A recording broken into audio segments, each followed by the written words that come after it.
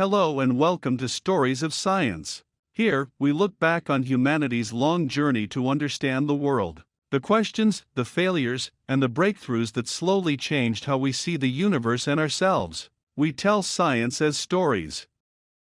Helmholtz, the scientific superhero who unlocks the world with eyes, ears, and equations. He could fix ears. He could measure nerve impulses. He could take apart a symphony and put it back together, note by note. Oh, and by the way, he could also derive thermodynamics formulas. Just like that. Sound like a superhero? Well, meet the real deal. His name was Hermann von Helmholtz. In the world of science, he was a jack of all trades of physiology, physics, acoustics, optics, mathematics, you name it, he conquered it. Can you imagine one person mastering both the physiology of the human body and the energy of the universe? And he wasn't just a theorist. In his lab, with just basic tools, he explored the mysteries of the human body. He disassembled instruments to understand the secrets of sound. He used an ophthalmoscope to peer into your eyes, revealing things no one had seen before. Each of his inventions was like opening a window to the world. His life was fueled by curiosity and a healthy dose of humor. This was Helmholtz, a kaleidoscope of science. Do you think scientists always look serious? He'll tell you, no, science can be cool too. His story is both jaw-dropping and full of wit. Let's start from the beginning and see how this little boy from Prussia became a scientific legend.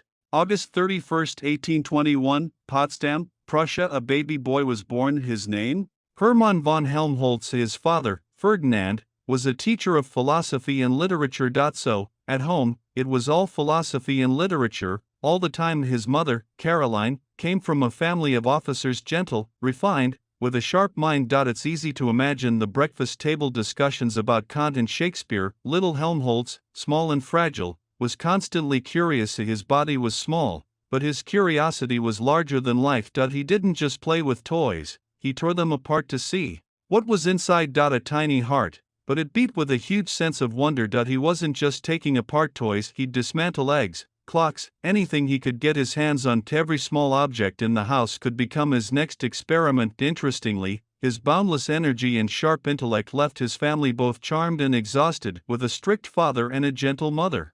He grew up between these two extremes. He learned to observe and to ask questions. He learned to spot scientific problems in everyday life. His early years planted the seed for his future cross-disciplinary research. Curiosity, like a seed, quietly sprouted in the summer of Prussia, and from a young age, he displayed a remarkable memory and understanding of music, painting, math. He dabbled in it all. He treated life like an experiment, testing his limits from every angle.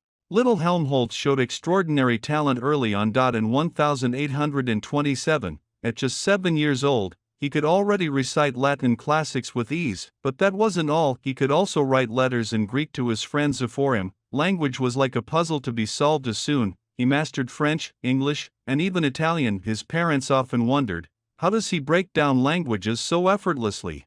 Sometimes, he'd even talk to himself in different languages at home. His parents were baffled but couldn't help but laugh. But he wasn't just a memory prodigy, music was his other secret weapon. At 5, he could already play complex pieces on the piano. By 7, he was composing his own tunes. It's said he could break a song down and analyze each note's rhythm and pitch. His teachers were amazed and slightly intimidated by how he could reconstruct what they taught him. Music wasn't just something he could play, he understood the physics behind it: pitch, timbre, harmony. He analyzed it like a scientist. He even linked piano keys with vibrations to predict how sound would resonate. Painting was another hobby. He loved sketching the natural world, the texture of leaves, the wings of insects, the feathers of birds. Young Helmholtz would often take his pencil and notebook out to the garden. Every leaf could become a lesson. His scientific curiosity blossomed early, too. He'd observe insects, studying their behavior. He secretly learned anatomy from his father's books. He'd dissect frogs and salamanders, understanding how muscles and nerves worked together. Once, he even took apart his father's clock just to measure the speed of the gears. When his father found out, he couldn't help but laugh. Is this science or destruction? His math skills were growing too. He loved arithmetic, geometry, and even dabbled in basic algebra and logic. He even invented a little algorithm to predict the sun's position in the sky. At such a young age, he was already blending languages, music, art, and science. Every day was like a cross-disciplinary experiment. His parents looked on with a mix of pride and concern. This child is a genius and a handful. His curiosity had no limits. He'd ask, why do sounds have highs and lows? Why does light refract? Why are insect wings symmetrical? He'd even ask, why do flower petals follow a pattern? Can math explain that? These questions made him more mature than most kids his age. In his little house in Potsdam, his world was filled with experiments and observations. Toys weren't just for play, there were tools for science. Every note, every leaf, every bug could become part of his classroom. His talent, hard work, and endless curiosity transformed him into a little scientist. He learned not just to see the world, but to understand it, and he discovered that combining art and science could be incredibly fun. Music had math, painting had structure, and language contained logic. Young Helmholtz was quietly forging his multifaceted potential. No one knew this little boy would one day shock the world of science, but every sketch, every song, every experiment whispered to the world he was something special. His childhood was like a mini laboratory. Every observation was an investment in his future scientific power. Every piano note, every drawing, every dissection trained his eyes, hands, and mind from a young age. He knew science is not just about formulas, it's the fusion of observation and imagination. In 1838, Helmholtz walked into the Friedrich Wilhelm Institute of Medicine and Surgery in Berlin, his mind brimming with curiosity. Here, he officially began his medical studies. Anatomy became his daily grind. Cadavers, bones, muscles, each part was like a thick encyclopedia. He sat in on physiology lectures, studying how the human body worked, but that wasn't enough. He also attended physics and math classes. His motto? Cross-disciplinary knowledge was the way to go. In class, he was always linking physiology with physics. His professors were sometimes amazed, sometimes speechless. What's in this student's head? In 1843, he earned his medical doctorate. Then, he was assigned to the Potsdam military camp as a military doctor. The barracks were far more interesting than he had imagined. He treated the barracks like a laboratory. Soldiers' muscles and nerves became his research subjects. He measured muscle contraction speeds and recorded the time it took for nerve impulses to travel. His experimental data piled higher than the soldiers' rations. The beds in the barracks weren't just for sleeping. He turned them into experimental stations, doubling as his personal gym. The barracks aren't a prison, he joked, they're a science lab and gym rolled into one. Every morning, he took blood pressure readings, then did push-ups. The soldiers trained while also becoming his volunteers. He even designed little experiments to see how different loads affected muscle responses. Once, he attached makeshift electrodes to measure nerve impulses. The soldiers gasped, "Doc, are you electrocuting us?" Helmholtz chuckled, "No, it's a scientific experiment." His curiosity was never confined by military life. In 1843, he met Olga von Witten, a gentle and intelligent woman who supported his scientific interests. They married the same year. Marriage gave him emotional support and patience for his experiments. Olga would often help organize his notes and crunch the numbers. They'd discuss anatomy over dinner, even chatting about muscle contraction speeds. Family life and scientific life blended seamlessly together. The data he collected at the barracks laid the foundation for modern neurophysiology. He discovered that nerve impulses don't travel instantaneously, they have measurable speeds. This revelation shocked the physiology community. His little experiments helped lay the groundwork for modern neuroscience, and his humor was never far behind. Even when faced with cadavers, experimental equipment, and soldiers' complaints, he'd joke, "Science never waits, but you can still entertain science." In his years at Potsdam, he grew not just into a doctor but into a scientist. His notebooks contained medical data, mathematical formulas, and physics analyses. Every note was a testament to his ability to merge multidisciplinary knowledge. He learned to describe life with rigorous data and tackle. In 1847, Helmholtz did something that would forever change the world of science. He published a paper called On the Conservation of Force. The title sounds official, but it hides a groundbreaking secret. He proposed that force and energy can't just disappear out of nowhere, they can't suddenly appear either, they can only transform. Sounds simple, right? But at the time, this was a revolutionary idea. He joked, "Force can't vanish, and it can't appear from thin air, just like my pocket money." His classmates couldn't help but laugh. He made the principle come alive with simple experiments. He used springs, levers, and pulleys to demonstrate. He showed how energy changes forms during mechanical motion. For example, the energy stored in a compressed spring turns into kinetic energy when released. Or when you lift a heavy object with a lever, your hand's force is converted into the object's motion. He recorded every data point, every change. In the lab, he was like a magician, making energy disappear and then reappear in new forms. He watched how water hitting a wheel could turn into mechanical work and measured the efficiency of that transformation. He even studied how the human body converts energy, linking muscle contractions with energy changes. Every formula he came up with was backed by experiments he personally conducted. That paper in 1847 caused a stir in the academic world. Helmholtz quickly caught the attention of the scientific community and landed a teaching position. At a young age, he was already making his mark. The law of energy conservation wasn't just a theoretical breakthrough. It completely changed the way physics was viewed. Engineers, physicists, and chemists all began rethinking their problems through this lens. He helped the world understand energy is finite. It doesn't just vanish or appear, it transforms. As long as it's transformed, it can be measured and understood. This principle later became foundational in thermodynamics, mechanics, chemistry, and even biology. When teaching this law, he'd often flash a smile to explain energy conservation to kids, tell them their pocket money won't magically appear or disappear. His classes were both rigorous and light-hearted. Students remembered how he used spring balls and levers to explain concepts more clearly than any equation could. Each experiment was like explaining a simple yet profound truth to the world. He showed that science isn't just about numbers and formulas. It's about observation, experimentation, and understanding the laws behind them. In his paper, he also emphasized the importance of the scientific method. Experiments should be repeatable, data should be reliable, the theory must match reality, no room for wild guesses. These principles became widely adopted by other scientists. In 1847, not only did he publish that paper, but he also crisscrossed between Berlin and Potsdam, teaching courses and guiding experiments. His life was as fast-paced, precise, and exciting as the experiments themselves. The law of energy conservation made Helmholtz the rising star of physics. From a curious boy taking apart toys to conducting experiments on muscle and nerve functions in military camps to theorizing about force and energy, each step built his scientific influence. Yet,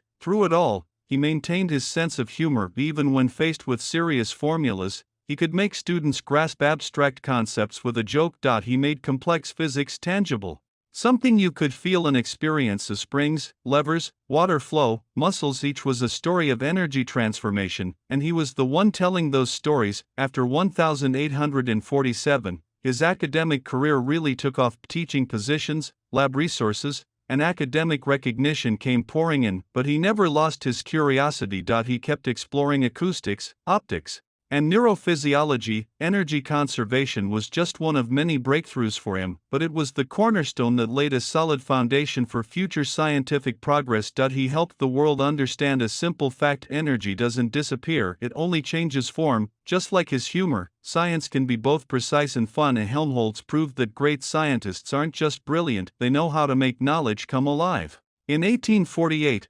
Helmholtz began his teaching career. He taught at the University of Königsberg, Bonn, and Heidelberg, but in class, he wasn't your typical lecturer. He treated the human body as a lab and physical formulas as the rules of a game. At first, his students were a bit nervous. Is this a physiology class or a magic show? They whispered. He'd pull out instruments to demonstrate sound propagation. Piano keys and vibrating strings became tools to understand acoustics. Sometimes, he'd even dismantle human specimens. He'd explain how muscles contract and how nerves transmit signals. Then, he'd jump to the blackboard and write equations, quantifying physiological phenomena. Class became a mix of lab and stage performance. His students were in awe and full of curiosity. They'd never seen a teacher move so seamlessly across subjects: physics, math, physiology, music. Each class felt like piecing together a puzzle. Helmholtz liked to lighten the mood with humor. See, this nerve is like a spring, give it a little press, and it reacts.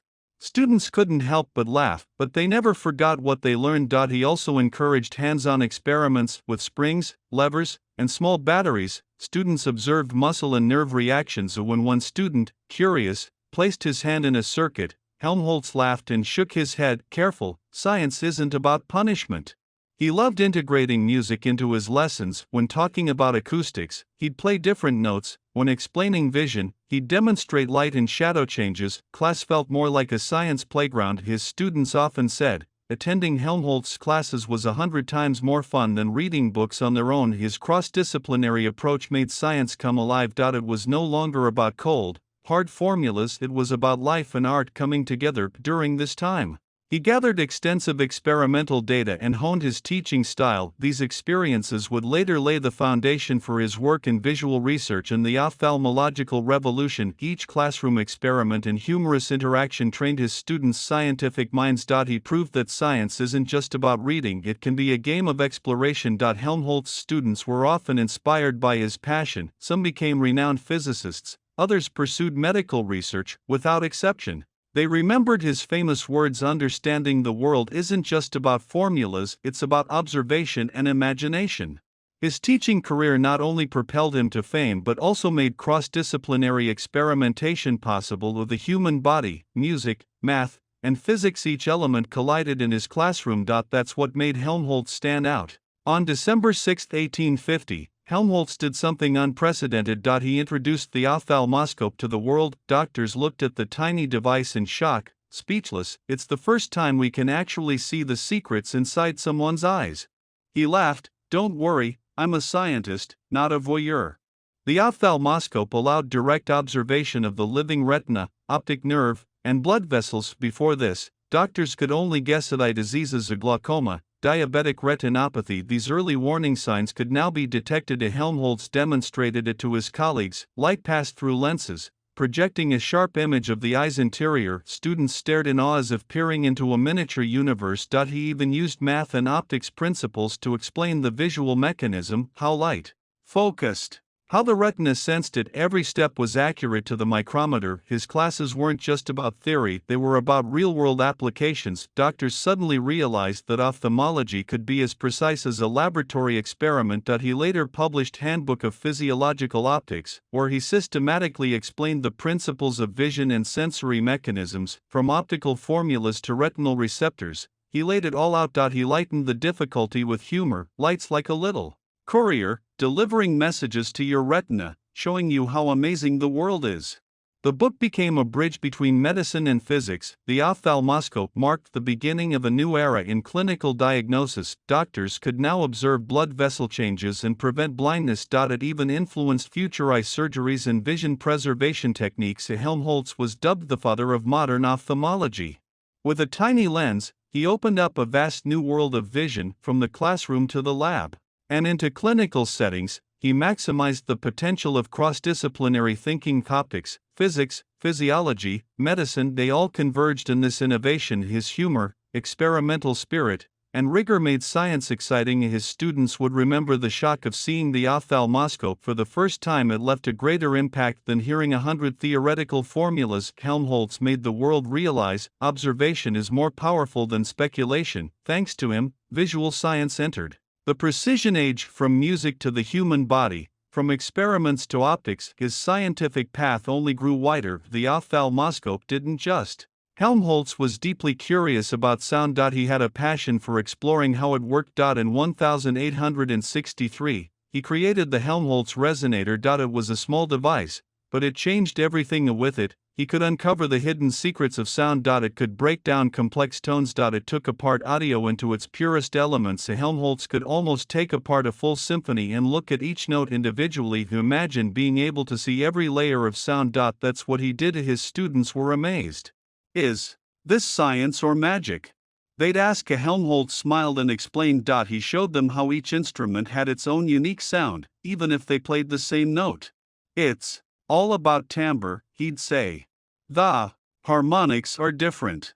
He turned sound into a mathematical formula. He made it scientific. The world of music had a whole new way of being understood. Helmholtz wasn't just interested in sound. He also thought about how it was connected to everything else. Why did a violin and a piano sound so different playing the same note? It was all in the harmonics. The violin's harmonics were different from the piano's. Helmholtz made it all make sense. He helped us understand how music could be broken down scientifically. It wasn't just a feeling anymore, it was something you could study, you could explain it with equations, you could measure it. He made the invisible visible. He made the abstract tangible. His work wasn't just theory. It became the foundation for modern acoustics. Everything from microphones to sound systems traces back to his research. His work also opened doors to music psychology. Why do certain notes excite us? Why do some chords calm us down? Helmholtz showed that music wasn't just art. It was science, too.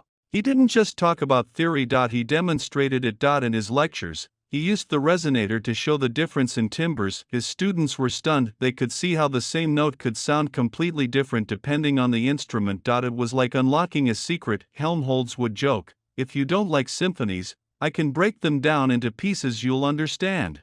He had a playful way of making science fun. He brought a sense of wonder to the lab. The world of sound was no longer a mystery. It was something that could be understood, explained, and enjoyed. Helmholtz also explored how sound traveled. He studied everything from organs to horns. He looked at how sound waves moved through different mediums, air, pipes. He quantified it all. This wasn't just about curiosity. It had real-world applications. Engineers and musicians could now use Helmholtz's theories to improve their work. They understood how sound worked in different environments. They could make sound systems better. They could control how sound traveled. Helmholtz's work didn't just impact science. It impacted art. It impacted how we experience the world.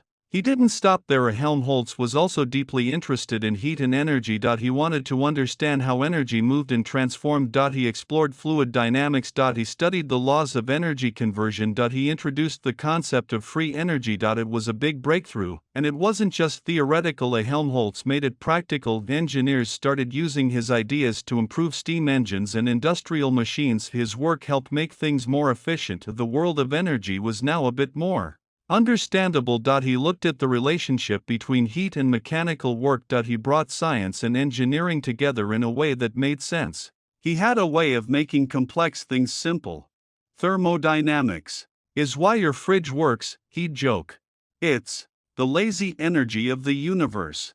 Even though his ideas were rooted in deep science, he made them accessible. People could relate to them. Helmholtz helped engineers understand how to increase efficiency. He helped them understand energy flow and conversion, steam engines, airplanes, and fluid dynamics. His theories applied to them all. He made thermodynamics not just a subject to study, but a part of everyday life. He showed that understanding energy was something anyone could do. But Helmholtz wasn't just a brilliant scientist. He was also a beloved teacher. His lab was a place of wonder and fun. His students often said, "This doesn't feel like a lab, it feels like a playground." Helmholtz made learning exciting. He mentored some of the greatest scientists of his time, including Heinrich Hertz and Albert Michelson. Hertz, as a young student, once turned an electrical experiment into a fireworks display. Helmholtz just shook his head and laughed. "I set up a lab, not a party," he'd say. Michelson was another student who loved to tweak optical instruments. Helmholtz patiently guided him, always with a sense of humor. "Light speed is constant, but can you keep your curiosity constant?" He'd challenge him. He brought humor into everything. Even when things were serious, he found a way to make them lighthearted. At home, he was a family man. After marrying Olga von Wittem in 1843, they had children who filled their house with energy. Sometimes, his kids interrupted his experiments. Once, while explaining vibration frequencies, his daughter ran over and struck the piano keys. Helmholtz laughed and said, "Science has to listen to the kids." His family life was full of warmth and love. He was kind but also demanding, and his students and colleagues admired him for both his rigor and his warmth. Helmholtz didn't just invent theories. He invented tools that changed the world. One of his most famous inventions was the ophthalmoscope. It allowed doctors to look inside a living retina for the first time. In 1850, he demonstrated it to a group of astonished doctors. "We can finally see the secrets inside our patients' eyes," they exclaimed. This invention revolutionized medicine. It allowed for the early diagnosis of conditions like glaucoma and diabetic retinopathy. Helmholtz made the invisible visible. He also made a major contribution to physics with his law of conservation of energy. In 1847, he showed that energy couldn't be created or destroyed, it could only change form. This was a game changer. Engineers used his formula to improve steam engines and industrial machinery. They could now optimize efficiency and save energy. His law was also a cornerstone for thermodynamics and future scientific breakthroughs. Today, from car engines to nuclear power plants, Helmholtz's theories still apply. Helmholtz didn't just work in acoustics, his research stretched across many fields. His theories influenced everything from music to engineering to medicine. He didn't see science as isolated disciplines. For him, everything connected. His work helped shape not just scientific theories, but the way people approached knowledge. He taught his students to think beyond boundaries. They followed his example, merging different fields of study to make new discoveries. Helmholtz's legacy is still felt today, across multiple disciplines. His impact wasn't just academic. He made science approachable. He made it fun. He turned abstract concepts into something people could relate to. He used humor and simple explanations to make difficult ideas easier to understand. His students learned not just the facts, but the joy of discovery. They learned to think critically, they learned to be curious. Helmholtz showed them how to connect theory to the real world. His legacy extends beyond his inventions and research. It's in the way he taught, the way he inspired, and the way he made science accessible. He showed us that science isn't just about numbers and formulas. It's about understanding the world around us. It's about exploring the mysteries of life. It's about having fun with discovery. Helmholtz's life was a bridge between science, art, and philosophy. He didn't just teach about physics, he showed us how to think, how to observe, and how to be curious. He made the world of science something we could all enjoy and understand today. His influence is still felt in many fields. His work continues to shape the way we see the world, whether it's in medicine, engineering, or music. His ideas live on. Helmholtz was more than just a scientist. He was a teacher, a philosopher, and a master of making complex ideas simple and fun. His contributions are still changing the world today. His legacy isn't just in his research, it's in the way he shaped the minds of future scientists. He showed us that science can be both rigorous and exciting. The people who change the world usually just think one step deeper. If this story made you see things differently, hit like, subscribe, and save it. See you in the next story.